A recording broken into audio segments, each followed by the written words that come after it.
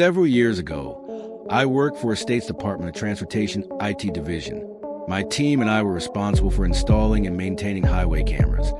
Those silent signals that keep traffic flowing and catch the chaos when it doesn't. That day was like any other. My co-worker and I were stationed near a highway exit. Cones laid out, signs posted. Everything OSHA compliant and by the book. The sun was high, the asphalt radiating heat, and we were 30 minutes into the job. No drama, just routine maintenance. As we wrapped up, my co-worker began strapping down the bucket truck while I walked the line to collect our cones. I was calm, focused, tired maybe, but content until I reached the last cone. Pouting faced conflict escalation, the Mercedes moment. That's when I saw him.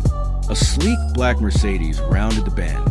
The kind of car that screams, "I'm better than you," even when parked. But this one wasn't parked. It was accelerating toward me. I locked eyes with the driver.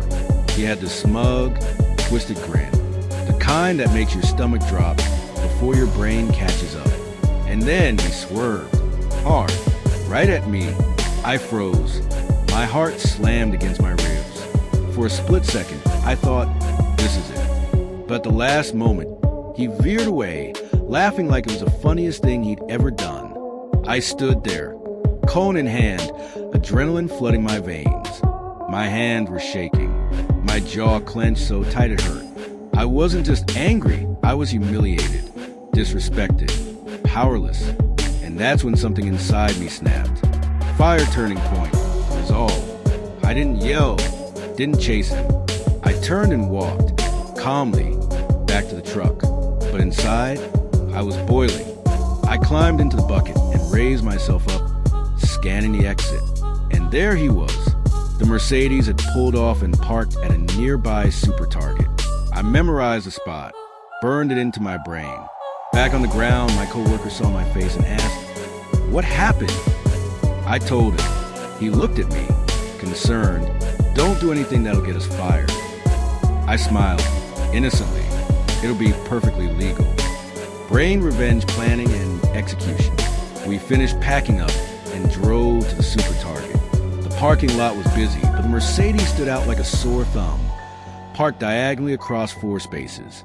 4, like he was allergic to sharing.